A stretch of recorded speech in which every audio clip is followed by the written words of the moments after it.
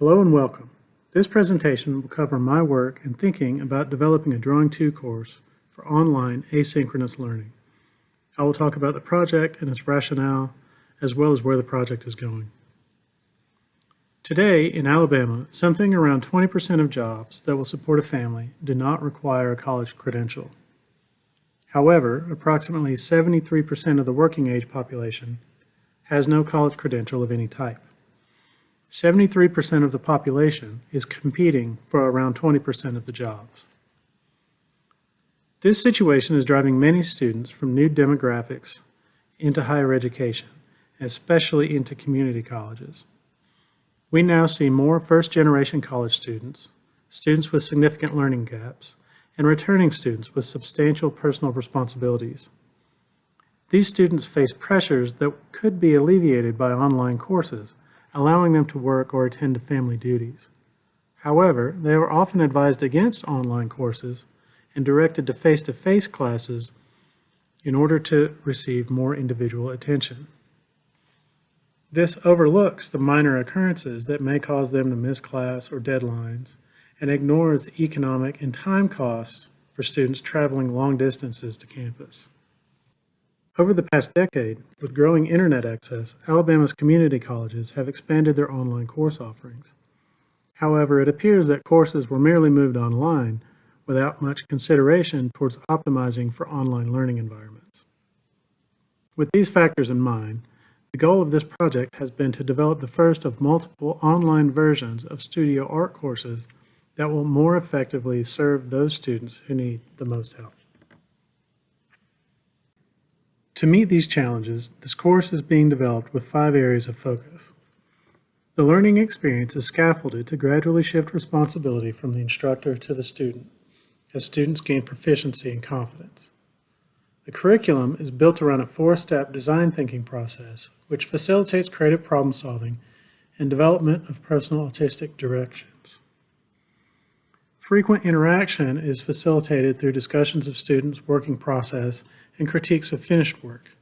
These interactions encourage a collaborative learning environment and help students reflect on their progress, receive feedback, and make improvements.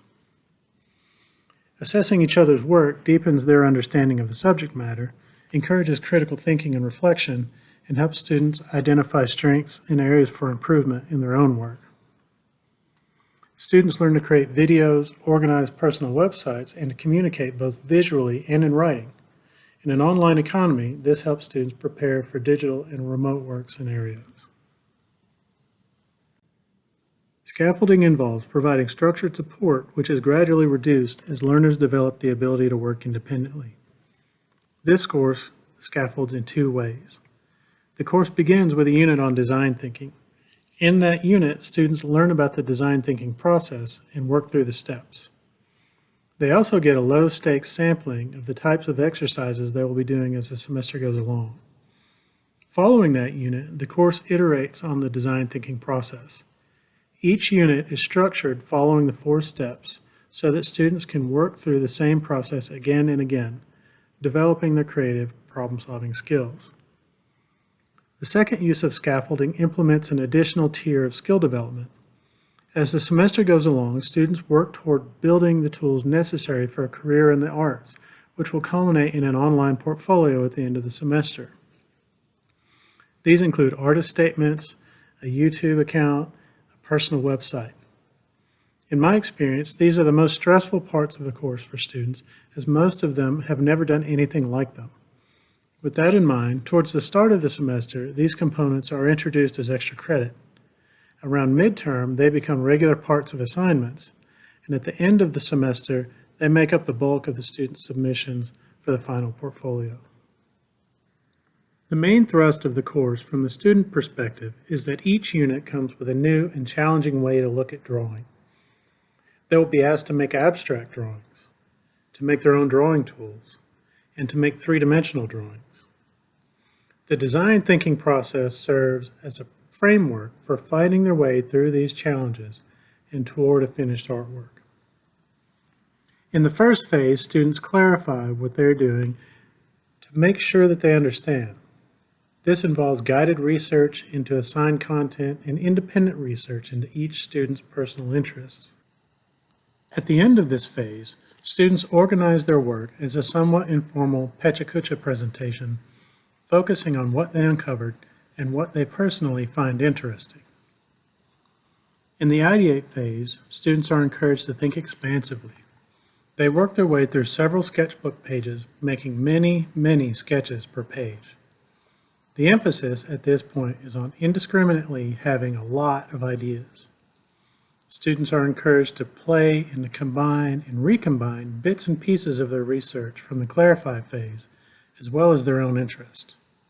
As the saying goes, in order to have a good idea, we have to have a lot of them. In the develop phase, students do two things. They shift to a narrow focus, looking back at their work from the ideate phase and picking out one or two or three best ideas. And then they focus on figuring out how to make those ideas happen. By the end of the develop phase, students should have a prototype for the actual artwork along with a plan for how to make it. In the implement phase, students follow their plan and make the work.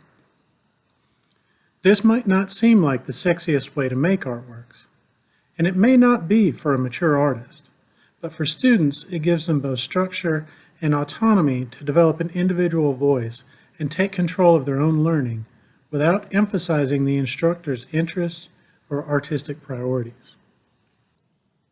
Elements 3 and 4 of the instructional strategy for this course are frequent interaction and mutual assessment. Each week, the course moves through two phases in the design thinking process: clarify and ideate, followed by develop and implement. At the end of each week, students will post their work to a course discussion board. For the clarify and ideate post, the discussion is about helping each other. Students are encouraged to make their posts with improvement in mind, telling classmates about their ideas, struggles, and areas where they could use some help. They should respond with suggestions for things like artists to look at or ideas that might not be getting enough traction, as well as asking probing questions. In the develop and implement phase, students make two separate posts. Around midweek, they make a post about their development process and problems that they are working on solving, again, focusing on giving and receiving helpful feedback and suggestions. For the implement phase, students post the finished work along with a short statement about the work. At this point, students are encouraged to present their work as if in a more professional context, preferably in the form of a video or slideshow. At this point, students are asked to critique the work of a classmate using a set of critique steps in the assignment rubric.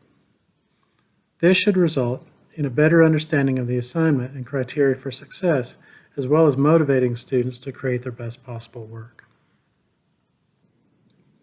The skills emphasized in this course are relevant in two ways for the two types of students who might take the class. Art majors will develop important career management skills. While art majors often prefer hands-on work, they also need to produce digital content to promote their work and build a personal brand.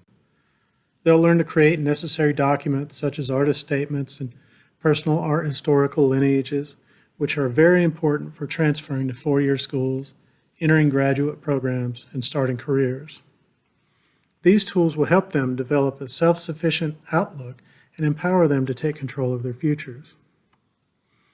For non-art majors, this course develops visual communication skills. This includes not only creating artworks, but also documenting and explaining the creation process.